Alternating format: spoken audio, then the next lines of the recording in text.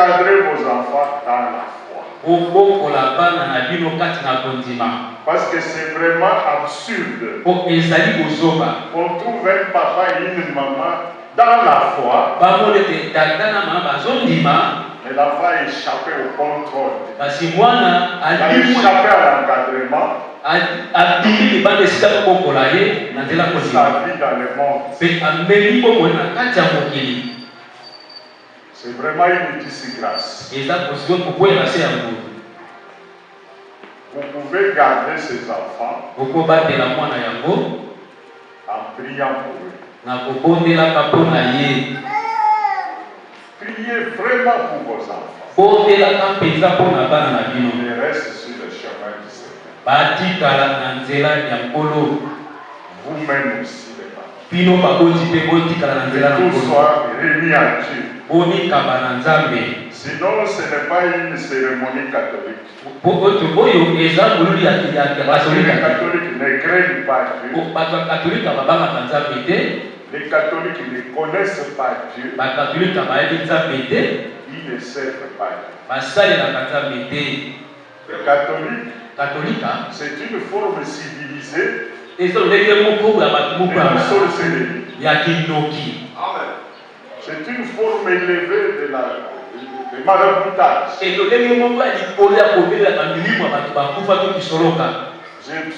me permets de le dire parce que je suis catholique. Plus que les catholiques que vous voyez. Moi, je n'étais pas prêtre. Mais les catholiques m'ont logé au couvent. Je n'étais pas un prêtre ni abbé. Mais les catholiques ont supporté mes études universitaires. J'ai reçu une bourse catholique. J'étais vraiment un joyau pour les catholiques. Tout ce que j'étais, c'était catholique. J'ai terminé l'université. Ils m'ont ouvert le chemin comme conseil du gouvernement. Mais disant, reste là. Nous verrons le président de la République. À l'époque, c'était Mobutu. Tu deviendras ministre. Donc, vous n'êtes pas catholique. Moi, je suis vraiment catholique. Moi, j'ai dormi à côté du curé.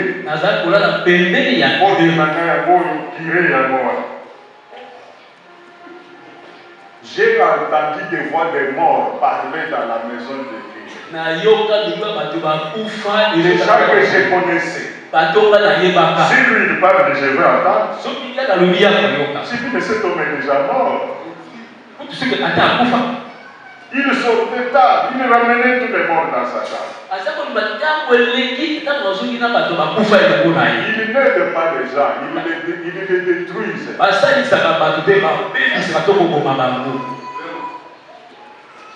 Non, nous ne faisons pas des choses catholiques. Nous faisons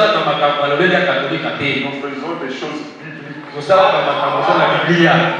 Nous consacrons les enfants à Dieu parce qu'il n'y a que lui qui peut aider les enfants.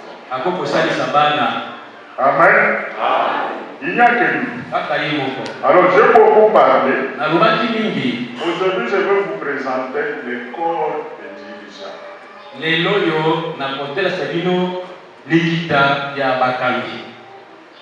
D'ordre de l'Éternel.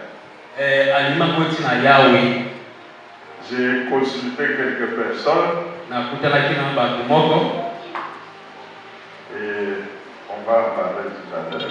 Je vais acclamer quelques différences.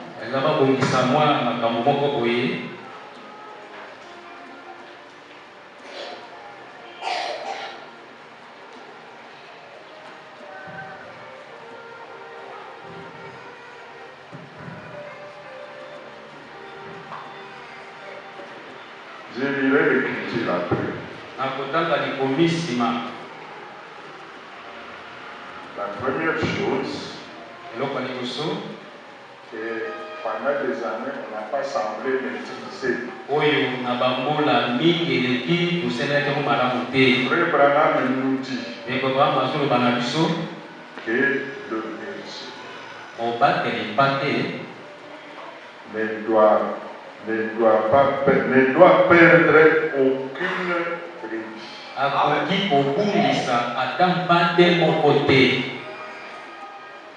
Ça c'est Frère Branham qui le dit dans ce sermon, dans les différents sermons. Je ne vais pas tout lire parce que nous sommes confrontés au temps. Je suis dans la prédication des bons bergers des brebis. Berger à Phoenix. Frère Branham nous dit ceci.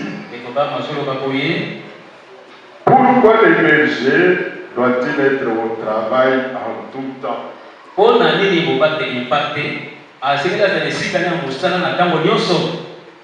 Il doit être sûr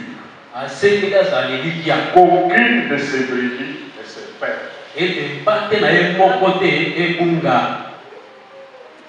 C'est pourquoi il est au travail tout le temps. N'êtes-vous pas content de cela? Si le berger perd une brebis, c'est un opprobre pour ce berger.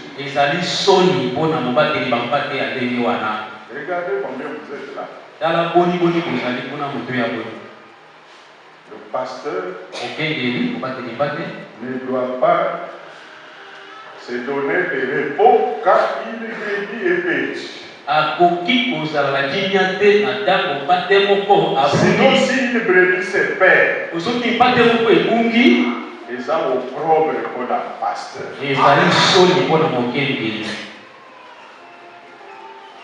Celui qui entend ma parole et croit en celui qui m'a envoyé à la vie éternelle. Les bergers ne perdent pas ses brebis. Le berger ne perdra pas sa brebis. Si vous êtes une brebis, c'est très bien. Amen. Amen. Aucun pasteur ne peut accepter qu'une brebis s'égare. Sinon, c'est un opprobre. J'ai lu une deuxième citation dans Dieu a appelé les hommes. Paragraphe 6. J'ai lu vers la fin de ce paragraphe. Nous voyons David. Dieu a permis à un ours d'entrer et de ravir une de ses brebis. Qu'est-ce que David a fait? Il a couru après l'ours. Il a sans doute prié. Parce qu'un peu plus tard, il en a parlé. Il a prié et a demandé à Dieu. Il était le gardien de cette brebis. Il ne pouvait pas perdre cette brebis. Il doit sauver cette brebis à tout prix. Il a pris sa petite fronde. Il a couru auprès de l'ours. Et il a tué l'ours. Pour récupérer la vie. Il doit sauver cette brebis, voyez-vous. À quoi Dieu l'a entraîné? À quoi Dieu l'a entraîné? Maintenant, vous ne pouvez pas dire au pasteur, Zoé, mon petit ici, vit une mauvaise vie, que le pasteur n'applique pas la discipline.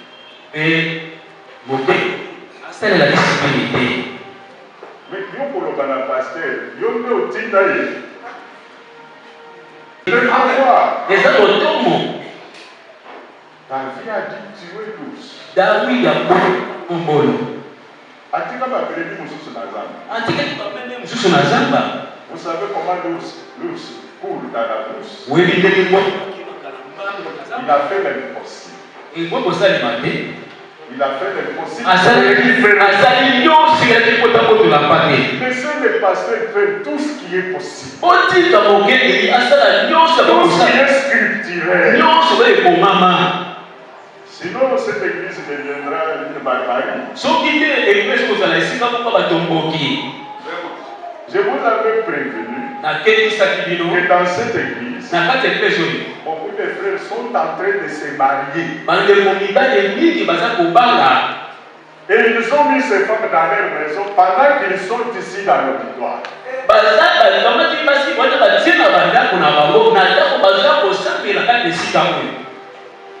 Et ils ont des enfants. Nous ne sommes même pas au courant. Mais tout ce qui se fait là, c'est au mépris de Dieu. Si on voit ma page, la dossier, donc on dit qu'elle a peut-être les 10 frères ici. Si nous ne faisons rien, il y aura une barbarie qui va s'installer. Et j'avais dit que ces gens vont devenir majoritaires. Ils vont nous chasser, nous les minoritaires. Et ça deviendra l'église du diable. Je vous l'avais dit. Beaucoup de jeunes frères ont des femmes et des enfants. Pendant que nous entendons la parole de Dieu là, ils se sont mariés. De leur manière.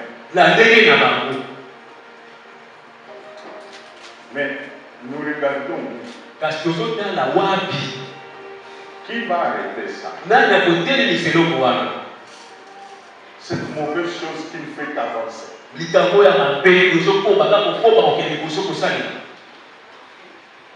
Donc, les pasteurs doivent faire tout pour que les choses marchent. On ne va pas attendre qu'un prophète vienne du ciel pour dire comme Agé l'avait dit, prenez tous ces étrangers, toutes ces étrangères que vous avez épousés et leurs enfants chassés. C'est écrit ici dans la Bible. Amen. Donc voilà, vous avez prédestiné à Bengana. Si nous faisons ça, il y aura combien de divorces? Ceux qui aiment bien nous critiquer, ils diront nous te voit exagérer. Mais la livraison au diable, je ne vois pas les détails de la prédication de ce message, la livraison. C'est la rage d'Éphèse, mais c'était quelle année, papa? Ok, que Dieu vous bénisse, ce frère Balabal. Aidez-moi, c'est quelle année? Éphèse, c'est là-bas où le temps que ça durait. De 53 à 170. De 53 à 170.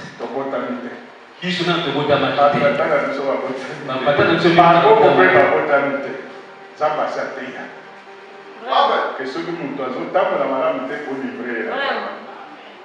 Tout un message. Mais nous sommes un peuple aujourd'hui qui doit justifier ça. Non tous. On devait soutenir ça. Mais pourquoi vous contestez? Quelqu'un se lève là, il marche, il dit, moi je suis contre ça. Bon,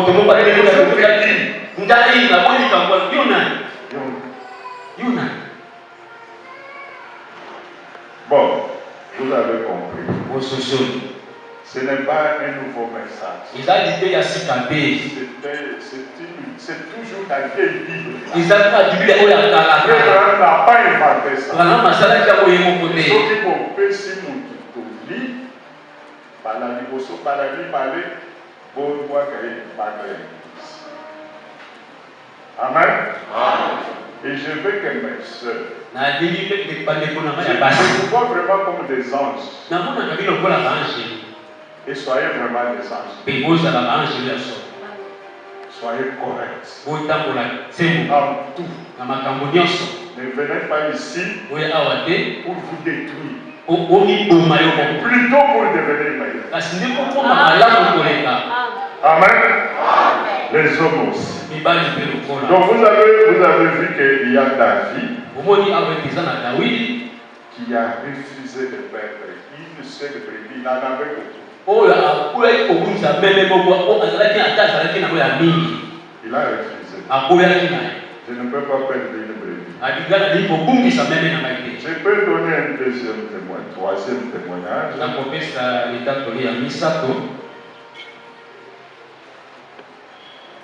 Non, je l'ai lu. Je l'ai lu, j'ai lu le deuxième. Je peux prendre encore un autre témoignage. Il y a des choses que les pasteurs doivent faire. Il ne fait pas ces choses-là sans vous les montrer clairement dans la Bible.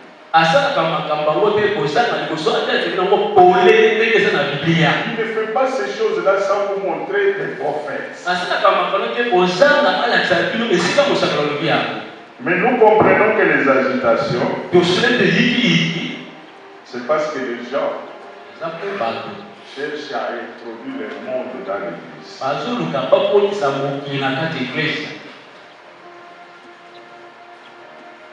Je veux prendre encore un autre témoignage. Je vous épargne de beaucoup de choses. Pendant que vous dormez, moi je peux vous dire la vérité, avant ça je n'ai pas dormi.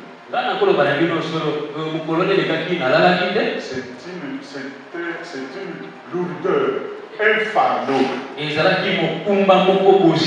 De venir ici sans savoir ce que vous allez dire.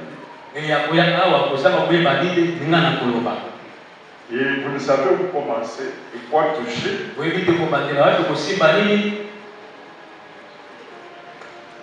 Il dit que le pasteur doit veiller sur le genre de nourriture que mangent les troupeaux. Et c'est que la scène de la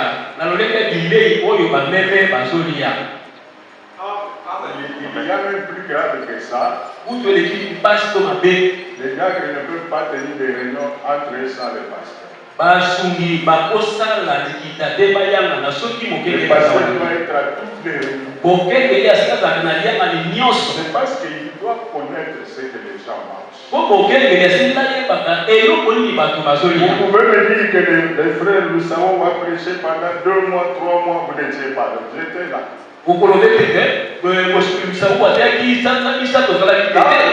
Loussao prêchait ici. J'étais là. Tout ce qu'il a prêché, il me l'a reporté ici. Je connaissais les titres et le développement. J'approuvais ça. Amen. Donc, on ne peut pas tenir des réunions à l'absence du pasteur. Alors, il doit connaître le genre de nourriture que mange son troupeau. Il vous faut naître de nouveau, paragraphe 31, j'ai lu. Il n'y a personne ici qui voudrait aller dans les tourments. Vous ne conduisez pas sur des centaines de kilomètres de route.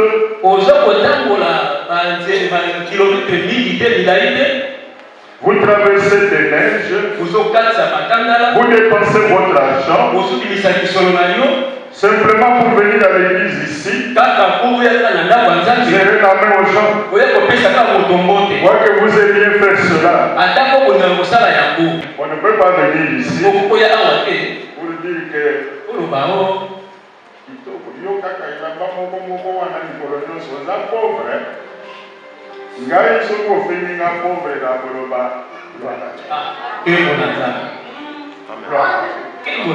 vous savez pourquoi? J'aime les pauvres. Mais c'est une bénédiction d'être pauvre. Ça dépend comment dans quelle année vous les prenez. Prenez tout du côté positif. Ces amis ici ne vont pas entrer aussi. C'est vraiment pour un petit temps. Un jour pour Dieu c'est 1000 ans. Je préfère avoir une tunique, mais avoir la promesse que j'irai au ciel. Les amis, c'est une distraction. Notre PDG a venu à un directeur, là, haut placé, là, il dit que Chimanga, tu es un villageois. On a vendu à télé. Il dit que vraiment, dans un village. Tout l'auditoire l'a fait rire.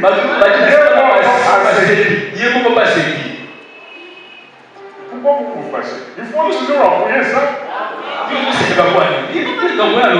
Il y a Galicia au sein des passes, mais il y a Stephen à l'autre qui n'a pas de la. Je ne sais même pas comment je suis ici. Il ne faut pas me fâcher. Les chrétiens ne se fâchent pas. Alors, il n'y a personne qui veut aller en enfer. Nous venons à l'église pour écouter les pasteurs prêcher la parole. Mais il y a quelque chose qui nous attire. Par conséquent, il est de notre devoir, en tant que pasteur, de veiller à ce que ces troupeaux soient nourris et bien nourris. Parce que Dieu, tout puissant, redemandera votre sang de nos mains. Quand les choses ne marchent pas ici, c'est les pasteurs. Mais comment vous pouvez lui empêcher d'agir sur certains programmes?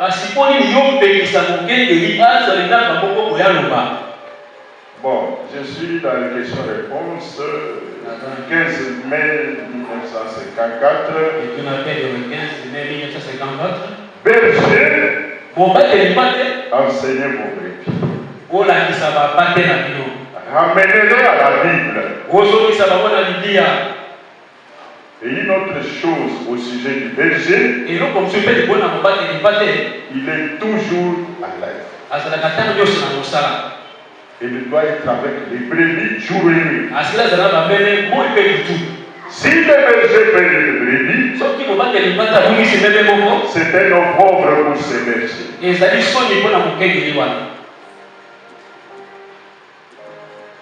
Les bergers ne perdent pas ses brebis. Dans un auditoire où la colère, où l'orgueil s'enflamme dans certaines personnes comme ça, on ne peut pas rester à ça. On ne peut pas rester à ça. On a des difficultés pour garder les gens à ça. À tel point qu'il y a parlé par notre soeur, il y a trop de pasteurs dans cette salle. Il y en a qui prêchent dans leur maison. Et Dieu, un grand songeur,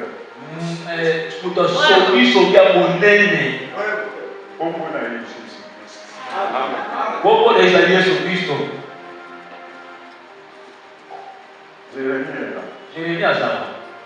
Kato, tu es là. 14 ans. Katoka.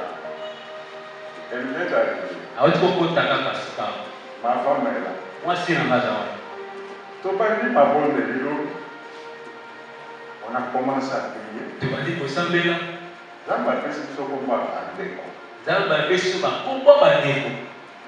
Ils ont entendu les noms. Il a cité 4.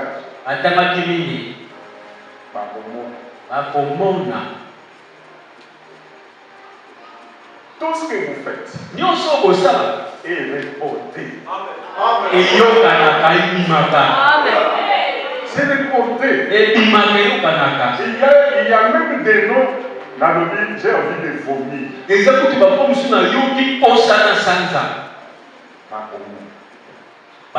connais les noms, elle est là. Elle a entendu ça. Elle a entendu ça.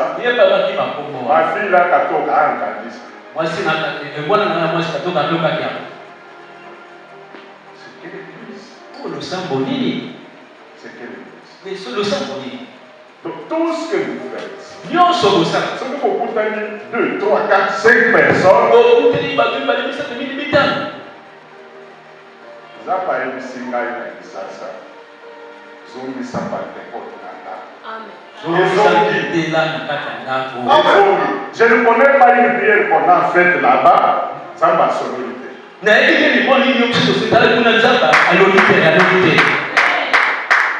a même dit, Bacheli au barrière na mbuba. Soki accident iko sala mawana te pona liwana yo et pour renforcer la lui. La souka bachina Kinshasa vous souhaite la bienvenue.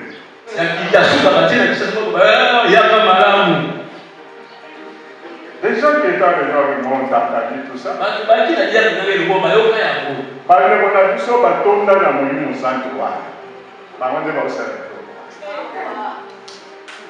Je me suis dit, mais oui, mon sang est bon, ma tête. Oui, mon sang est bon, ma tête. Oui, mon sang est bon, ma tête.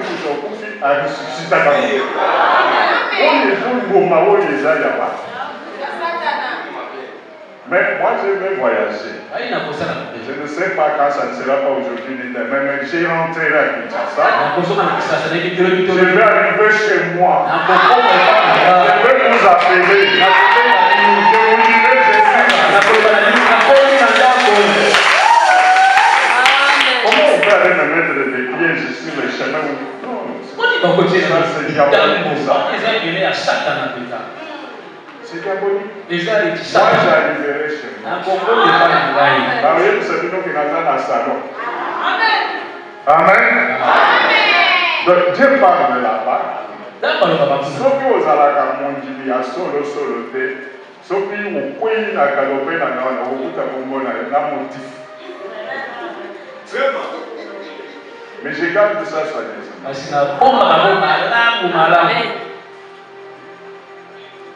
Donc, si on ne prie pas,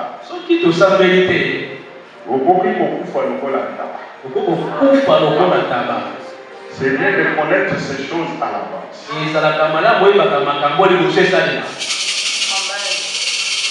Bon, encore un autre témoignage. Vous voyez que je suis en train de sélectionner. C'est pour dire que le pasteur il respecte les troupeaux. Et il veut que ces bergers sauvent les brebis. Sans tenir compte de ce dont il pouvait être traité. Sans tenir compte de ce qu'ils doivent endurer. Ils doivent sauver. Quelle que soit la souffrance. Moi je suis aussi humain comme vous. Ce sont des personnes très chères et précieuses pour moi. Mais je suis obligé d'agir comme ça. C'est pas un plaisir. Je vais lire quelque chose. Ne critiquez jamais. Si vous connaissez quelque chose de mal, ne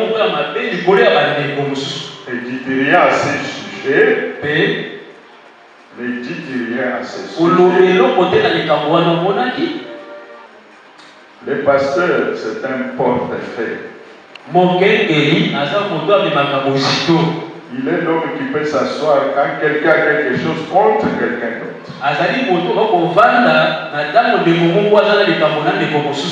Il est un véritable père. Et il faut l'aimer. Amen. Le pasteur est un berger. Apocalypse livre de symbole, paragraphe 58. Le Saint-Esprit a fait de lui un surveillant pour son troupeau, pour le nourrir avec la parole de Dieu. C'est ce que j'ai dit que c'est le Saint-Esprit qui appelle au ministère. Ce n'est pas moi. Moi, j'étais assis dans ma chambre. J'ai dit, mais cette église n'avance pas.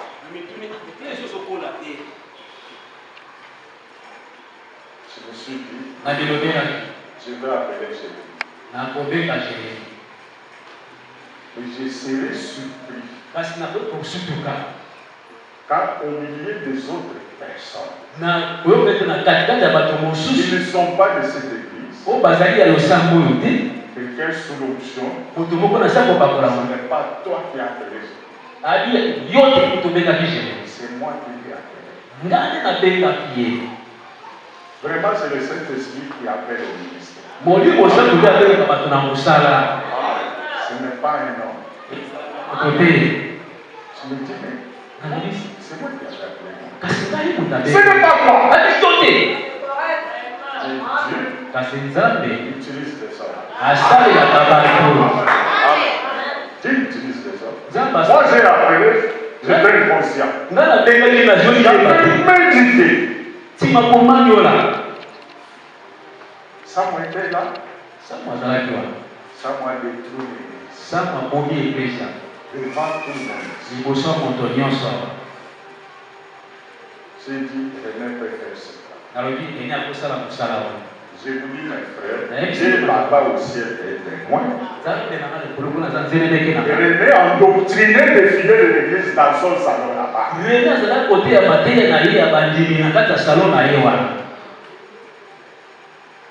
Parler de beaucoup de choses.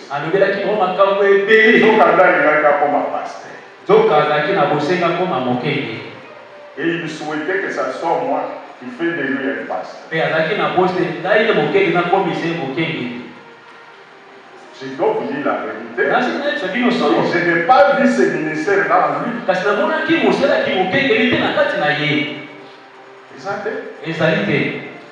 Et ce n'était pas un sujet à l'ordre du jour.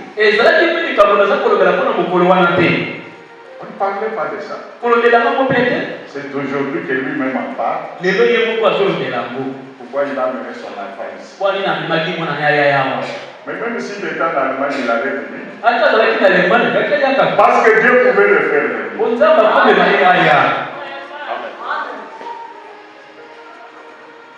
Moi, je n'ai pas vu ce ministère-là d'enfer. Toutes ces jolies filles ici étaient devant le ministère de René. Ils étaient là. Et vous savez dans quel état ils étaient. Tout cela. On commençait à mettre des braises sur eux. Mais chaque jour, il était devant les pasteurs.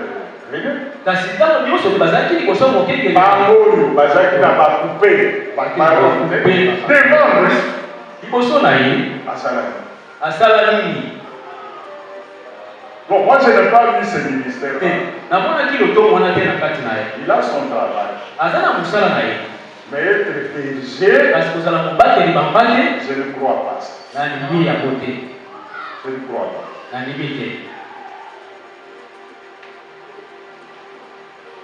pasteur ne devrait jamais quitter cette parole. Il doit rester loyal avec la parole. Amen.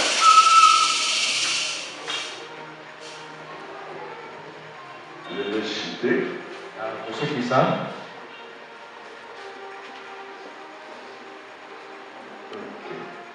Pasteur signifie berger. C'est celui qui nourrit les brebis. C'est cet homme-là. Et celui qui a fait de lui pasteur, c'est le Saint-Esprit. Mais je vous dis qu'elle est là, il n'y a pas 6 mois. Notre sœur ici.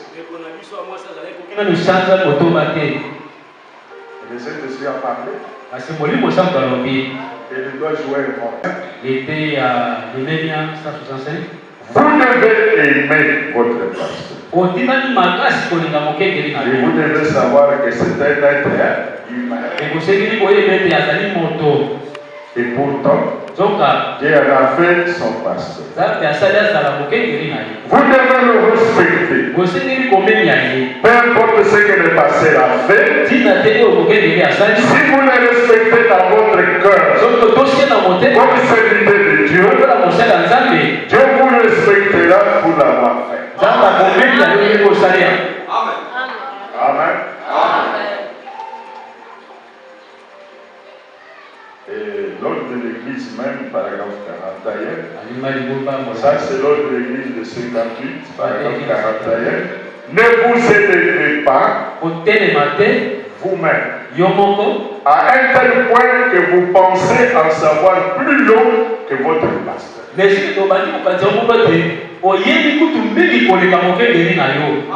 vous levez pas. Et vous connaissez ce qui s'élève. Parce qu'ils connaissent mieux que le pasteur. Frère va me dire, et ne croyez pas que vous connaissez plus que votre pasteur. Ou l'église où vous adorez. Si vous en arrivez là, alors je conseille à chacun de vous de chercher un autre endroit pour adorer.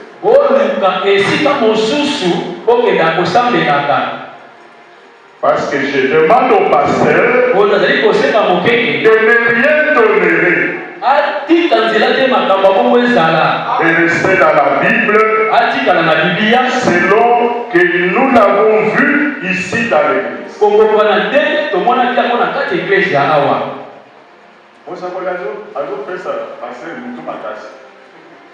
C'est ça, non? Oui.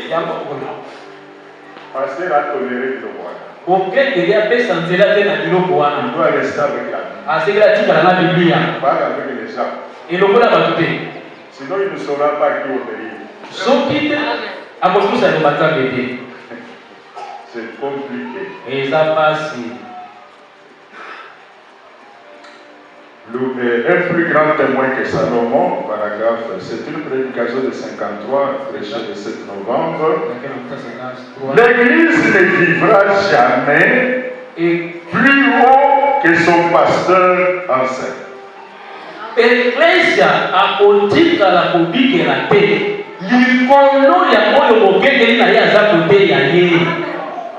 L'église ne peut pas. Non. Mais, humilie-toi, paragraphe 86. Toutes les pièces dans l'église. Toutes les pièces. Doivent œuvrer ensemble. Et vous devez continuer à jouer votre rôle pour qu'on puisse voir à quelle heure nous vivons. Quand les gens verront l'église unie, marchant dans l'amour du vin, dans l'unité d'esprit, c'est un signe que la venue du Seigneur est proche.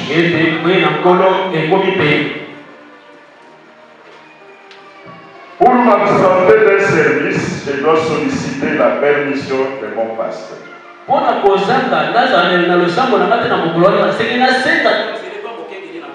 La reine de Séba, paragraphe 3. Nous ne demandons pas aux gens de délaisser leur poste de devoir.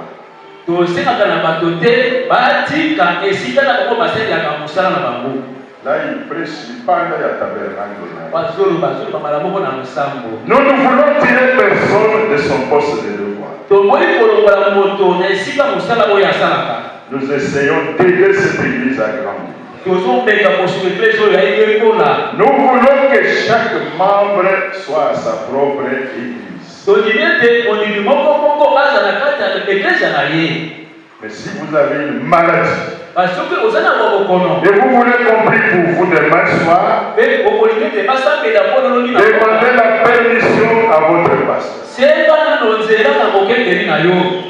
Ici, les frères peuvent aller prier où ils veulent, comme ils veulent, il n'y a pas d'ordre.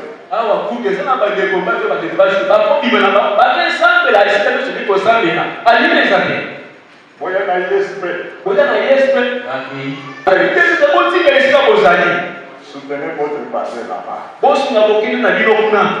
Ne vous absentez pas.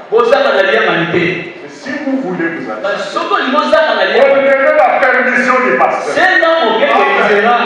Branham Matei ordre, brisé ordre.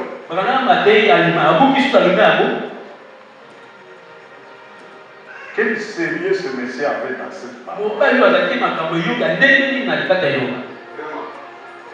Nous voulons que chaque membre soit à sa propre église. Si vous avez une maladie, vous voulez qu'on prie pour vous demain, et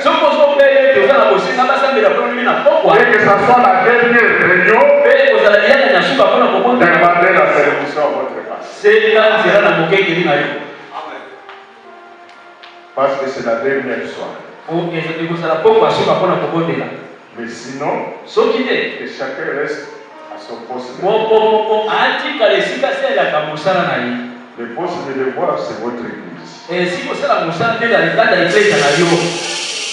Amen. Amen. Le pasteur, on doit prier pour lui. Et il ajoute, n'abandonnez jamais votre église. Restez avec votre pasteur. Faites tout ce que vous pouvez dans votre propre église. Suivez les instructions de la Bible. C'est Branham qui parle.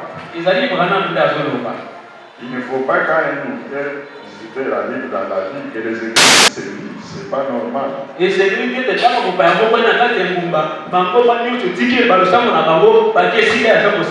Le plus grand miracle,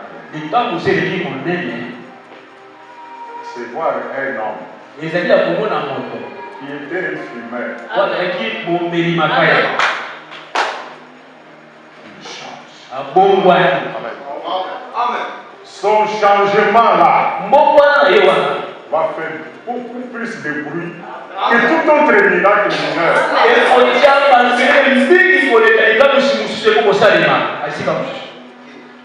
Le plus grand miracle, c'est la conversion. Amen. Les mêmes personnes qui le connaissaient comme un bandit, ils vont parler. Comme on a dit de Paul. Parce que ce n'est pas Paul. De Tarse. Ce n'est pas ce monsieur. Ce n'est pas lui qu'on appelait Saoul. Ce n'est pas lui qui persécutait les chrétiens. Mais il a changé. Qu'est-ce qui lui est arrivé? Ce n'est pas la même personne. C'est la même personne. Dieu l'a changé. Dieu l'a changé. Il ne veut plus faire ce qu'il faisait. Il est devenu un modèle. Maintenant, il commence à prêcher Jésus. Et il témoigne de sa mauvaise vie passée. Et il ne manque pas de dire que j'ai persécuté les chrétiens. Amen. Mes frères, mes soeurs, les programmes éternels de Dieu, c'est la repentance. C'est le baptême au nom de Jésus. C'est le Saint-Esprit. C'est tout. Mais nous demandons aux gens de se repentir.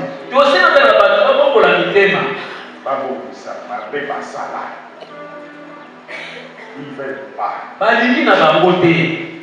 Nous demandons aux gens d'améliorer l'habillement.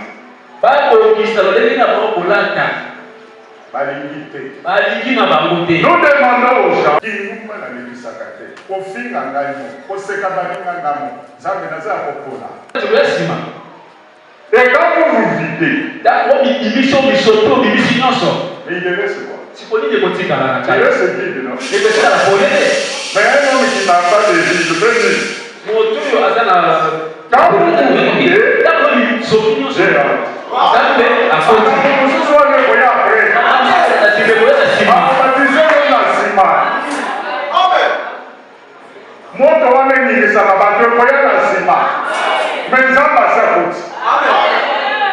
Parce que toute la santé est sortie. On n'a pas besoin de faire 5 ans. Moi, je persévère, ça va venir. Il dit que le programme éternel, c'est celui-là. La repentance, le baptême et le Saint-Esprit. Amen. Dieu est le tuteur. C'est lui, le Saint-Esprit. Laissez-le vivre dans l'église et ouvrir la voie. C'est à ce moment-là que vous aurez des vraies réunions. Et puis, écoutez votre pasteur. Vous n'avez pas besoin d'être fanatique. Il y a des choses authentiques. Écoutez votre pasteur. Ce que la parole dit, il dira exactement la même chose. Et Dieu bénira cette parole. Amen, amen. Les pasteurs, on les soutient avec des prières. On doit l'aimer, on doit les respecter. Et on doit tous travailler avec eux.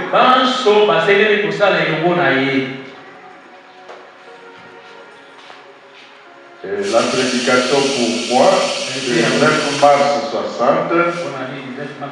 Je crois seulement que chaque personne doit se tenir à son poste de devoir. Quand le pasteur se tient là pour prêcher, ils doivent se tenir à leur poste de devoir. Soutenir l'église avec tout ce qu'il y en a, avec les dîmes, les offrandes. Soyez pleins de bonne volonté. Si votre pasteur vous demande de faire quelque chose dans votre église, vous devriez le faire. Soyez premièrement remplis du Saint-Esprit. Et prêchons et vivons la même vie avec le pasteur, prêchons la même doctrine qui que vous soyez.